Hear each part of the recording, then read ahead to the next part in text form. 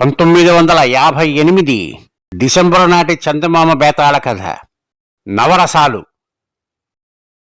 పట్టువదలని విక్రమార్కుడు తిరిగి చెట్టు వద్దకు వెళ్ళి చెట్టుపై నుండి శవాన్ని దించి భుజాన వేసుకుని ఎప్పటిలాగే మౌనంగా శ్మశానం కేసి నడవసాగాడు. అప్పుడు శవంలోని బేతాళుడు, రాజా, సమస్త ఐశ్వర్యాలతోనూ తులతూగుతూ రాజభోగాలలో మునిగిపోతూ ఉండే నువ్వు మహారుషులు అవలంబించే కఠోర తపస్సు లాంటి కార్యాన్ని మీద వేసుకున్నావు. ఇది నిజంగా ప్రశంసించదగిన విషయం. కళలో కూడా నవరసాలు ఒప్పించగలవాడే నిజమైన రసికుడు. దీనికి దృష్టాంతంగా రంభుడు కుంభుడు అనే హాస్యగాళ్ల కథ చెబుతాను విను అంటూ ఈ విధంగా చెప్పసాగాడు. వైశాలి నగరాన్ని పరిపాలించిన చంద్రసేన మహారాజు కొలువులో రంభుడు కుంభుడు అని ఇద్దరు హాస్యగాళ్లు ఉండేవాళ్ళు. వారి మాటల చమత్కారం వర్ణనాతీతం. మామూలు జనం కూడా వారి ముఖాలు కనిపిస్తే చాలు విరగబడి నవ్వేవారు. ఇక రాజసభలో వారు విజృంభించిన నాడు సభికులకు కడుపు నొప్పి వచ్చేసేది. రాచకార్యం కొంచెమైనా జరిగేది కాదు. చంద్రసేన మహారాజు కొలువులోకి కర్ణిక అనే నర్తకి కొత్తగా వచ్చింది. ఆమె అందం అద్వితీయం. ఇంద్రుడి కొలువులో ఉండే అప్సరసలు కూడా ఆమెకు పోలరంటే అతిశయోక్తి కాదు. ఆమె పరిచయం అయిన నాటి నుండి విదూషకులు ఇద్దరికీ ఆమెను పెళ్లాడాలని కోరిక కలిగింది. ఒకరి మనసులో ఉన్న ఊహ ఒకరికి తెలిసిపోయింది కూడా. మన ఇద్దరము కర్ణికకు మన కోరిక చెబుదాం. ఆమె మనసులో ఎవరు నచ్చితే ఆమె వాళ్లను పెళ్లాడుతుంది అని వాళ్ళు నిశ్చయించుకున్నారు. హాస్యగాళ్లతో అందరూ చనువుగానే ఉంటారు. అలాగే కర్ణిక కూడా రంభుడు కుంభుడితో చాలా చనువుగా ఉండేది. ఆమెకు ఏ పాటి విచారం ఉన్నట్లు తోచినా వాళ్ళు ఇద్దరూ క్షణంలో ఆమెను నవ్వించేవారు. అటువంటి విదూషకులు తనను పెళ్లాడతామని అడిగేసరికి కర్ణిక ఎటు నిర్ణయించుకోలేకపోయింది. హాస్యంలో ఇద్దరూ సమానమైన వాళ్లే. అందచందాలు చూసి ఎవరో ఒకరిని ఎన్నుకుందామంటే రంభుడు మరీ సన్నంగా ఉంటాడు, కుంభుడు మరీ లావుగా ఉంటాడు. అందుచేత ఆమె వాళ్లకు ఒక పరీక్ష పెట్టింది. హాస్యంలో మీరిద్దరూ పేరు పొందిన వాళ్లే. ఒకరు ఎక్కువ లేదు, ఒకరు తక్కువ లేదు. కానీ ఇతర రసాలు ఒప్పించటంలో మీ శక్తి ఎలాంటిదో ఎవరికీ తెలియదు. కరుణ రసంలో కానీ బీభత్స రసంలో కానీ మీ శక్తి సామర్థ్యాలు ప్రత్యక్షంగా చూపినట్లయితే అందులో మీ ఎక్కువ తక్కువలు నిర్ణయించి ఎక్కువ ప్రజ్ఞ గలవాణ్ణి నేను పెళ్లాడగలను. అందుకు మీరు ఎదురు సమ్మతిస్తారా అని కర్ణిక అడిగింది. హాస్యగాళ్లు సరేనన్నారు. కానీ కర్ణిక అన్న మాటలకు ఇద్దరూ నిరుత్సాహం చెందారు. ఎందుచేతనంటే తమ ముఖాలు చూస్తేనే ప్రజలు విరగబడి నవ్వుతారు. అటువంటప్పుడు రౌద్ర శృంగార బేభత్స భయానక కరుణ రసాలు ప్రజలలో రేకెత్తేలాగూ మాట్లాడటం ఎలాగా? ఇది రంభుడు కుంభుడు ఇద్దరికీ ఒక తీవ్రమైన సమస్య అయిపోయింది. రంభుడు తనకు కర్ణికను పెళ్లాడే యోగం లేదని నిర్ణయించుకున్నాడు. కుంభుడు మాత్రం కర్ణిక పెట్టిన పరీక్షలో నెగ్గటం ఎలాగా అని అహోరాత్రాలు ఆలోచించసాగాడు. కొద్ది రోజులు గడిచాయి. ఒకనాటి ఉదయం కుంభుడు కోనేటికి వెళ్లి స్నానం చేసి తిరిగి వస్తూ ఉండగా ఒక లావుపాటి మనిషి పెద్ద మీసాలవాడు ఎదురుపడి అతి వినయంగా వంగి నమస్కారం చేసి దండం స్వామి అన్నాడు. కుంభుడు ఆగి వాడికేసి పరీక్షగా చూసి, ఎవడివిరా నువ్వు, నాతో ఏమైనా పనా అని అడిగాడు. నేను కటికవాణ్ణి బాబయ్య, రాజుగారి దగ్గర 10 ఏళ్లుగా కొలువు ఉంటున్నాను. మరణశిక్ష వేసిన వాళ్ళ తలలు కొట్టేయటం నా పని అన్నాడు కటికవాడు. ఆ మాట వినగానే కుంభుడికి ఒళ్ళు కంపరమెత్తింది. అయితే నాతో ఏం పనిరా నీకు అన్నాడతను. నేను కొలువు మానుకున్నాను బాబయ్య, బౌద్ధ మతం పుచ్చుకుంటాను. చేసిన పాపం చాలు. తిండి కోసం ఎన్నో పాపాలు చేస్తాం బాబయ్య. ఎన్నో కష్టాలు పడి ఈ కటిక పనిలో ప్రవేశించాను. నేను చేసిన పాపాలన్నీ ప్రజలకు చెప్పుకుంటే నాకు మతం ఇప్పిస్తారు బాబయ్య. ఇవాళ రాత్రి రచ్చబండ దగ్గర నేను నా ఊసంతా వెళ్ళబోసుకోవాలి అన్నాడు కటికవాడు. అలాగే చెయ్యి, వచ్చి నీ ఉపన్యాసం వినమంటావా అన్నాడు కుంభుడు. కటికవాడు మరింత వంగి నమస్కారం చేసి, బాబయ్య, ఎంత మాట సెలవిచ్చారు? నాలాంటి వాడు మాట్లాడడమేమిటి, తమలాంటి వాళ్ళు వినడమేమిటి? చదువు సంఖ్యలు లేనివాణ్ణి. నాకు ఏం చెప్పాలో కూడా తెలీదే. మీలాంటి చదువుకున్న వాళ్ళు సహాయం చెయ్యాలి బాబయ్య. తమరు నా మీద దయ ఉంచి నాకు ఎట్లా మాట్లాడాలో నేర్పించాలి. అసలు నలుగురు ఎదుట నిలబడి మాట్లాడడం అంటేనే నాకు కాళ్ళు వణుకుతున్నాయి అన్నాడు. కటికవాడు అలా చెప్పేసరికి కుంభుడికి ఒక ఆలోచన తట్టింది. ఆ రాత్రి తానే కటికవాడల్లే బుగ్గమీసాలు అవి తగిలించుకుని రచ్చబండ దగ్గర మాట్లాడటానికి అతను నిర్ణయించుకున్నాడు.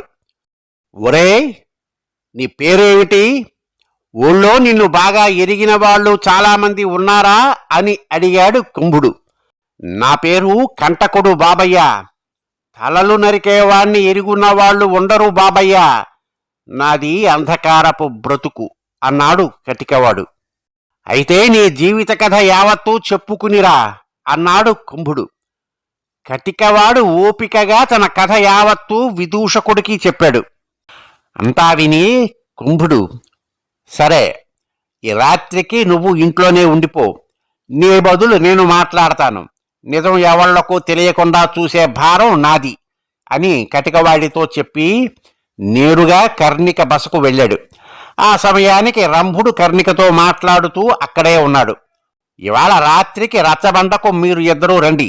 అక్కడ ప్రజలకు నవరసాలు రుచి చూపిస్తాను అని కుంభుడు వాళ్ళిద్దరికీ చెప్పి కటికవాడి వృత్తాంతం వివరించాడు. ఆ సాయంకాలం చాటింపు వేశారు.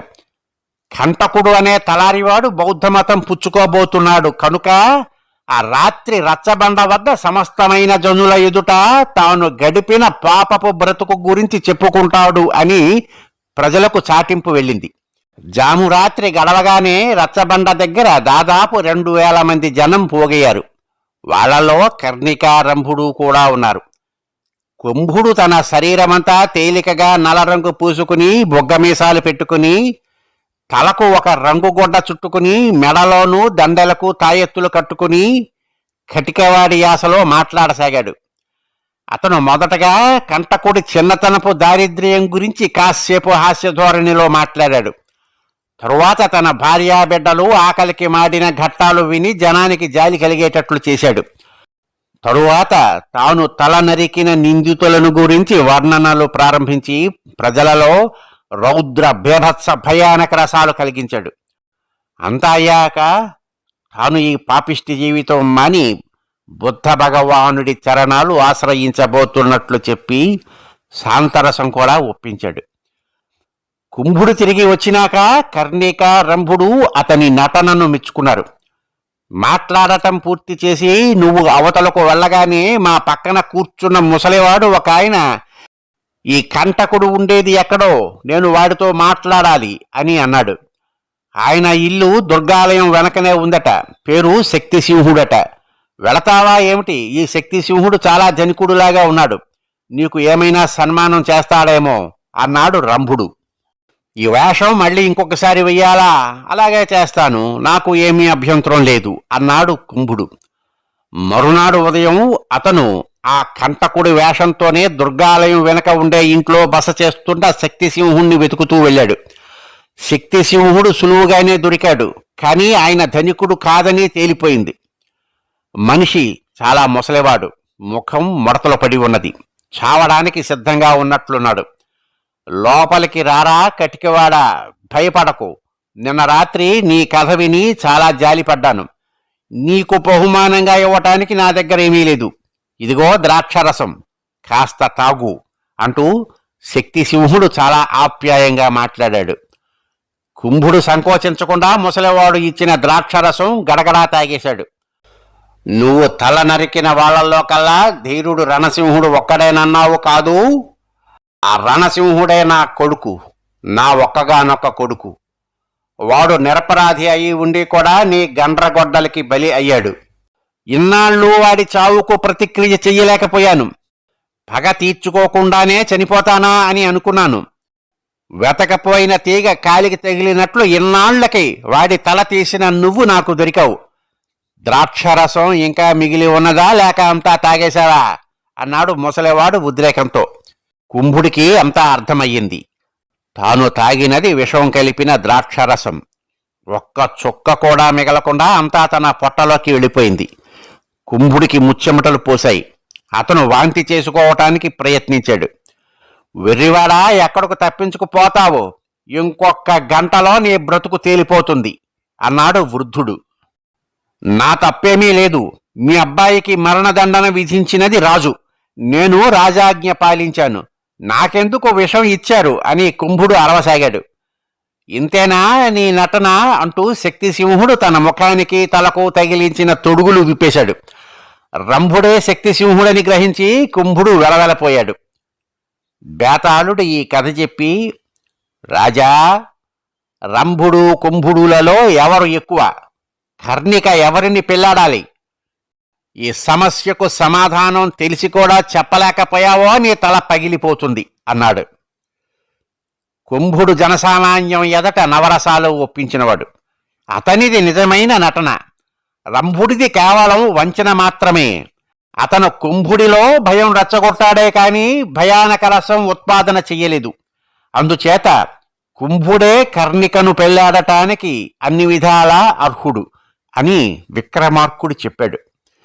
రాజుకు ఈ విధంగా మౌనభంగం కలగగానే బేతాళుడి శవంతో సహా మాయమై మళ్లీ చెట్టెక్కాడు.